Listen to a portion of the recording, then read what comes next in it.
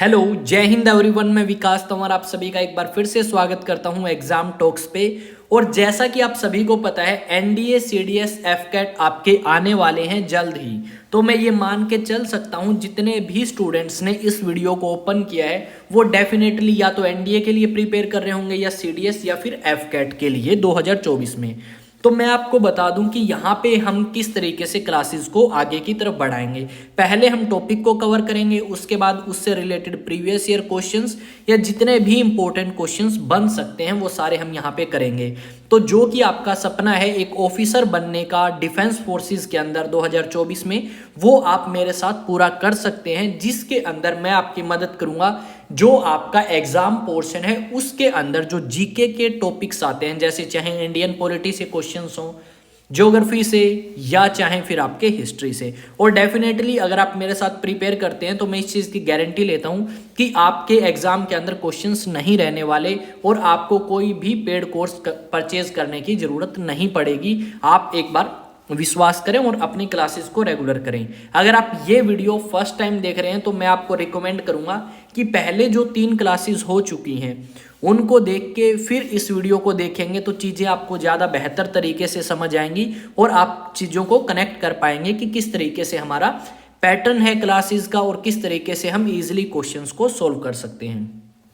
ये तो है टॉपिक, और टॉपिक के साथ में प्रीवियस ईयर क्वेश्चंस या फिर इंपॉर्टेंट क्वेश्चंस। पर जैसे ही हमारा ये टॉपिक कंप्लीट होगा, इससे रिलेटेड जितने भी क्वेश्चंस आपके आए हैं एनडीए सीडीएस एफकेट या सीएपीएफ असिस्टेंट कमांडेंट, सारे के सारे हम यहाँ पे सॉल्व करने वाले हैं जैसे ही हमारी पॉलिटी कंप्लीट होगी। उसके बाद नियर अबाउट 1500 क्वेश्चंस मैं आपको दूंगा पॉलिटी के पीडीएफ फॉर्मेट में भी, और साथ में मैं यहाँ पे आपको प्रैक्टिस भी कराऊंगा 3 घंटे 4 घंटे जितने भी उस क्लास में लगेंगे, और वो सारे आप अगर देखेंगे तो पॉलिटी से आपका कुछ नहीं रहेगा, ये मेरा आपसे वादा है। अब बिना कोई देरी करे क्लास को आगे की तरफ बढ़ाते हैं, जो कि हमारा लेक्चर नंबर 4 है या क्लास नंबर 4 है आज के लिए। तो चलिए स्टार्ट करते हैं क्लास नंबर 4 को।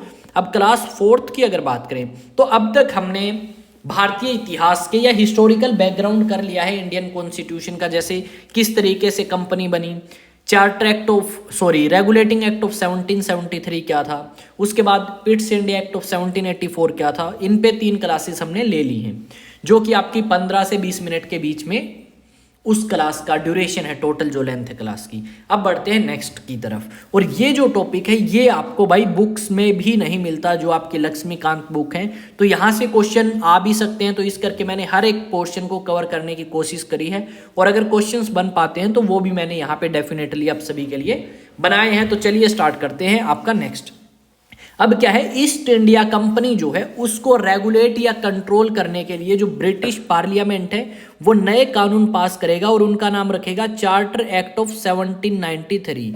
और ये जो चार्टर एक्ट ऑफ 1793 है, ऐसे ऐसे आपके टोटल 4 चार्टर आए थे हर 20 साल बाद। तो पहला आया 1793 में, उसके बाद फिर 20 साल, फिर 20, फिर 20, 1853 तक 4 चार्टर एक्ट जो है वो आपका ब्रिटिश गवर्नमेंट पास करती है ईस्ट इंडिया कंपनी को कंट्रोल या फिर रेगुलेट करने के लिए। अब ये जो चार्टर एक्ट आया है इसमें बात क्या कही गई है, इसको जरा हम जान लेते हैं। अगर मैं बात करूं कि इस चार्टर में बात क्या कही गई है, तो इसमें क्या था, जो गवर्नर जनरल है, गवर्नर जनरल ऑफ बंगाल, उसकी जो पावर है उसको एक्सटेंड कर दिया, यानी उसकी पावर को बढ़ा दिया गया है। और इसी के साथ में अब उसकी जो काउंसिल है, यानी उसके जो मंत्री हैं जो गवर्नर जनरल को सलाह देते थे, वो उनकी जो डिसीजन है उनको भी ओवरटेक कर सकता है या ओवरराइड कर सकता है। सीधी सी बात यह है कि गवर्नर जनरल की यहाँ पे पावर बढ़ा दी गई है। अब गवर्नर जनरल के पास सारी की सारी पावर है कि अगर वो चाहे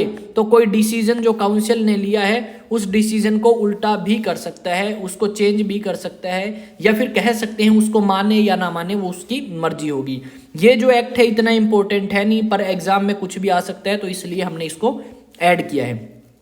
नेक्स्ट जो बात कही गई इस एक्ट के अंदर, ब्रिटिश गवर्नमेंट ने जो कंपनी को कही है वो बातें हम देख रहे हैं, और यही कुछ बातें भारत के संविधान में आगे जाके ऐड होंगी। और कौन सी बातें आगे संविधान में आएंगी वो सारी की सारी बात हम यहाँ पे करेंगे। आज के टाइम में कुछ पावर हैं ऐसी जो हमारे सरकार के अंदर एग्जिस्ट करती हैं। नेक्स्ट अगर बात करें तो नेक्स्ट है भाई पे टू ब्रिटिश। हर साल जो आपकी ईस्ट इंडिया कंपनी है वो 5 लाख देगी किसको? ब्रिटिश गवर्नमेंट को या ब्रिटिश मोनार्क को एनुअली 5 लाख रुपए किसको देगी? कंपनी देगी आपका, किसको? ब्रिटिश गवर्नमेंट को, ठीक है। उसके बाद थर्ड अगर बात करें तो थर्ड है जो सीनियर ऑफिशियल्स हैं, जैसे कोई भी वॉइसरॉय है, कोई गवर्नर था, वो अपनी मन मर्जी से भारत को छोड़ के चले जाया करते। अब इन्होंने क्या किया? इन्होंने कहा कि अगर भारत के अंदर कोई सीनियर ऑफिशियल भारत को छोड़ के जाना चाहता है तो वो बिना किसी परमिशन के भारत को छोड़ के नहीं जा सकता। ये बात इन्होंने इस एक्ट के अंदर कह दी सभी के लिए। तो ये क्वेश्चन जो है ये भी हमारे लिए इंपॉर्टेंट बन जाता है कि कौन से एक्ट के अंदर कहा गया कि जो सीनियर ऑफिशियल्स हैं वो इंडिया को नहीं छोड़ के जा सकते बिना परमिशन। तो वो 1793। ये 3 बातें जो हैं वही इसमें इंपॉर्टेंट लगी मेरे को और मैंने वो बातें आपके सामने रख दी। पर यहाँ से क्वेश्चन ना तो आज तक बना है और ना ही मेरे हिसाब से बनने की संभावना है। संभावना हम मान के चल सकते हैं कितने परसेंट? 1%। और 1% संभावना जो है उसी चीज़ के लिए मैंने ये टॉपिक आपका यहाँ पे कवर करा है, क्योंकि इसमें 2-3 मिनट लगने थे तो क्यों छोटा भाई, इस टॉपिक को सीक्वेंस पता लगती रहे ताकि आगे के जो एक्ट्स हैं वो हमें थोड़ा सा आसान लगे कि कहाँ से चार्टर की स्टार्टिंग हुई है। नेक्स्ट अगर बात करें तो नेक्स्ट भी मैं आपके सामने रख देता हूँ, जो आगे की हमारी बातें हैं वो कृपया ध्यान से सुनिए, ठीक है। फिर मैंने बताया हर 20 साल बाद चार्टर पास हुए हैं। पहला चार्टर आया 1793 में, फिर चार्टर इन्होंने पास किया अगले 20 साल यानी 1813, फिर पास किया 1833 अगले 20 साल में, फिर एक और 20 साल में 1853। तो टोटल कितने हो गए? 1, 2, 3 और 4। टोटल 4 जो चार्टर एक्ट हैं वो आपके पास किए गए थे। किसके द्वारा? कंपनी के लिए ब्रिटिश गवर्नमेंट के द्वारा या ब्रिटिश पार्लियामेंट आप कह सकते हो। अब इस चार्टर में उन्होंने क्या कहा ऐसा? तो जो चार्टर एक्ट ऑफ 1813 था उसमें इन्होंने ये कहा कि जो ट्रेड मोनोपोली है कंपनी की, जो ट्रेड मोनोपोली है वो आपकी खत्म कर दी जाएगी सिर्फ 3 चीजों को छोड़ के।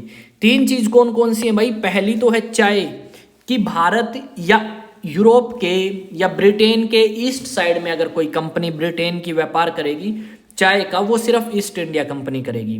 या ब्रिटेन से कोई कंपनी अगर व्यापार करेगी ईस्ट साइड में चाइना के साथ, तो सिर्फ वो ईस्ट इंडिया कंपनी करेगी। और तीसरा क्या था? अफीम। जो अफीम है उसका व्यापार भी सिर्फ ईस्ट इंडिया कंपनी ही करेगी। ये 3 बातें जो हैं वो लिखी गई चार्टर एक्ट ऑफ 1830 के अंदर, 13 के अंदर, और ये काफ़ी इंपॉर्टेंट आपके लिए हो जाती हैं इसी चीज़ को लेके। और ये क्वेश्चन आपका हद से ज़्यादा बार क्या हुआ है? हद से ज़्यादा बार रिपीट हुआ है, तो इस चीज़ को हम ध्यान में रखेंगे। अब बात करूं कि भाई अब 1813 में कंपनी की मोनोपोली क्यों खत्म कर दी, तो ये बात है आपके लिए सुनने की। तो 1813 से पहले क्या हुआ? 1802 के आसपास आते आते जो हिटलर है वो पावर में आ जाते हैं फ्रांस के अंदर, और हिटलर ने फ्रांस में आते ही जो ब्रिटेन की कंपनीज हैं उनके ट्रेड के अंदर कोई बाधा डाल दी थी या ब्रिटेन के लिए समस्याएं जो हैं वो खड़ी कर दी थी। अब जब ब्रिटेन के लिए समस्याएं खड़ी हुई तो ब्रिटेन के अंदर जितने भी व्यापारी थे उनके लिए प्रॉब्लम क्रिएट हुई। वो अपना सामान ईजिली एक कंट्री से दूसरी कंट्री में नहीं बेच के आ सकते थे यूरोप में। तो उन्होंने महारानी से अपील करी कि वो ईस्ट इंडिया कंपनी के अलावा उन्हें भी व्यापार करने की परमिशन दे ब्रिटेन के ईस्ट साइड में।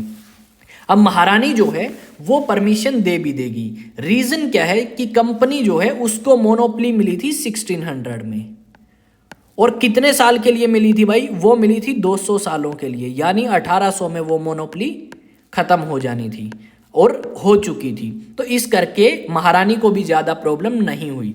और ये जो 3 चीजें हैं कौन कौन सी? चाय, चाइना और अफीम, इनके लिए मोनोपोली कंपनी ने अगले 20 सालों के लिए बढ़ा दी कि सिर्फ इन 3 चीजों में अगले 20 सालों तक भी सिर्फ और सिर्फ ईस्ट इंडिया कंपनी जो है वो ही व्यापार करेगी, इसके अलावा और कोई नहीं कर सकता। 2 घूंट पानी पी लेते हैं मेरे साथिया।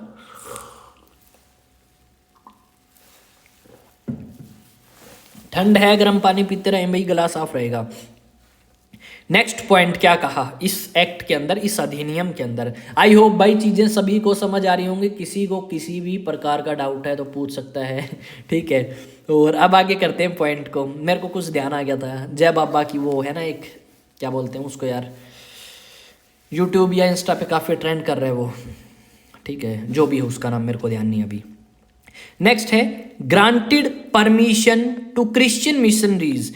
अब क्या है, जो ब्रिटिश गवर्नमेंट है या ब्रिटिश पार्लियामेंट, अगर मैं कहूँ पार्लियामेंट में कानून तो वही पास करेगी ना जो आपकी पार्टी पावर में है, तो गवर्नमेंट इसलिए बोल देता हूँ मैं। तो जो ब्रिटिश गवर्नमेंट है उसने ईस्ट इंडिया कंपनी के अलावा जो क्रिश्चियन मिशनरीज हैं उनको भी अलाउड कर दिया कि आप भारत में जाओ, भारत के लोगों को ईसाई धर्म के बारे में बताओ ताकि वो इस धर्म को अपनाएं और हमें वहाँ पे अगले कुछ सालों तक रूल करने में और ज़्यादा आसानी हो, ये लोग हमारा साथ दें, अगर सेम रिलीजन के होंगे तो साथ देंगे। इस करके इन्होंने भारत के अंदर जो क्रिश्चियन मिशनरीज हैं उनको भी परमिशन दी भारत के अंदर आने की। ठीक है, अब नेक्स्ट जो पॉइंट है भाई 1 नंबर का पॉइंट है और बहुत बार रिपीट हुआ है एनडीए के अंदर, तो आप पूछेंगे। ठीक है, 2021 में भी रिपीट हुआ है, शायद 2021 सेकंड। ठीक है, तो इसमें क्या कहा गया नेक्स्ट एक्ट के अंदर, तो नेक्स्ट एक्ट की अगर बात करें तो नेक्स्ट एक्ट में ये कहा गया था कि 1 लाख रुपए एजुकेशन के ऊपर, भारत के लोगों की एजुकेशन के ऊपर खर्च किए जाएंगे। अब ये बात तो कही 1813 में, पर ये खर्च अगले 10 सालों के बाद करने के लिए दिए गए। कब दिए गए? 1823 के अंदर ये पैसे एलोकेट किए गए, यानी दिए गए भाई। ठीक है, तो इस चीज़ को भी आप ध्यान रखेंगे कि 1 लाख रुपए भारत की एजुकेशन को प्रमोट करने के लिए कौन से अधिनियम के तहत दिए गए, तो चार्टर एक्ट ऑफ 1813। अब क्या है, कंपनी के बारे में मैंने बताया था कि जितनी भी टेरिटरीज हैं इंडिया के अंदर कंपनी की वो सारी ब्रिटिश पोजेशन है, 1784 में मैंने कहा था। उसके बाद आपका क्या हुआ, आपका 1813 में ये बात भी कही गई कि जितनी भी कंपनी भारत के अंदर टेरिटरीज होल्ड करती है वो सारी की सारी क्राउन की सोवर्जिनिटी के अधीन हैं, यानी क्राउन का उनके ऊपर पूरा का पूरा हक है। जैसा क्राउन चाहेगा उसी तरीके से वहाँ पे एडमिनिस्ट्रेशन जो है वो किया जाएगा ईस्ट इंडिया कंपनी के द्वारा। आई थिंक यहाँ तक कोई दिक्कत नहीं हुई होगी। और जैसा कि मैं आप सभी को बता दूं, अब हम आ चुके हैं इंपॉर्टेंट क्वेश्चंस की तरफ। पर इंपॉर्टेंट क्वेश्चंस की तरफ बढ़ने से पहले मैं आपको एक चीज़ और बताना चाहूँगा, और वो ये है कि आप टेलीग्राम पे जाके इस PDF को ले सकते हैं। और मैं ये ज़रूर कहूँगा कि आप टेलीग्राम ज्वाइन करें ना करें मर्जी है, पर इस PDF को ज़रूर लें ताकि आपको क्वेश्चंस किस तरीके के आते हैं वो पैटर्न पता चले और यहीं से आप चीज़ों को रिवाइज कर सकें। क्योंकि मैंने आपको हर एक चीज़ समझाई है पॉइंट टू पॉइंट, तो आपको चीज़ें समझने में दिक्कत नहीं होगी कि किस तरीके से मैंने चीज़ें लिखी हैं, क्या लिखा है, सब आपको समझ आएगा। सेकंड, व्हाट्सएप पे जाके भी ज्वाइन कर सकते हैं भाई एग्जाम टॉक्स, और इंस्टाग्राम पे जाके आप मुझे फॉलो कर सकते हैं। और नहीं करना चाहें तो ना भी करें, पर आपको अगर डाउट है तो आप यहाँ पे मुझे मैसेज कर सकते हैं और अपना क्वेश्चन का जवाब ले सकते हैं। अब आते हैं इंपॉर्टेंट क्वेश्चंस की तरफ। अगर इंपॉर्टेंट क्वेश्चंस की बात करें तो पहला क्वेश्चन है when was trade monopoly of East India Company ended.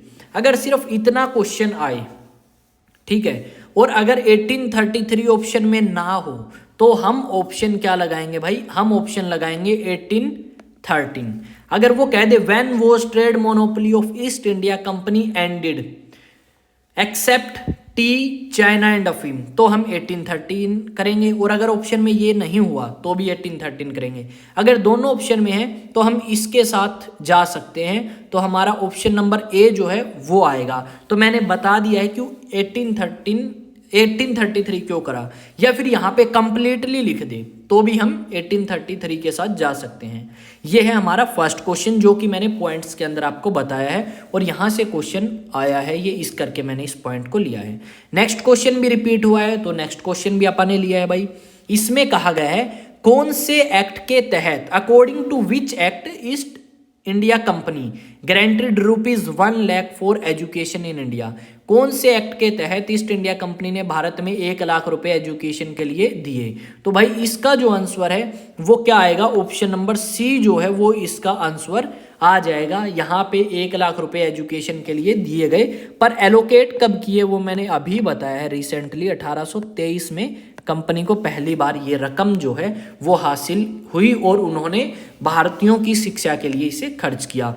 I hope चीज़ें आपको क्लियर हुई होंगी। अगर फिर भी डाउट है तो आप मुझसे पूछ सकते हैं बिना किसी झिझक के, और मिलते हैं नेक्स्ट वीडियो में। तब तक जय हिंद, जय भारत। और अपना जो सपना है 2024 में ऑफिसर बनने का, उसको आप पूरा कर सकते हैं। जिसके साथ चाहें उसके साथ पूरा करें, जिसके साथ चाहें उससे पढ़ें, पर मैं ये कहूँगा कि आप मेरे साथ पढ़ेंगे, मैं आपको पूरे दिल से अपनी जो मेहनत है वो यहाँ पे रखूँगा और उससे आप डेफिनेटली फ़ायदा उठाएंगे। तो मिलते हैं नेक्स्ट वीडियो में। जय हिंद, जय भारत।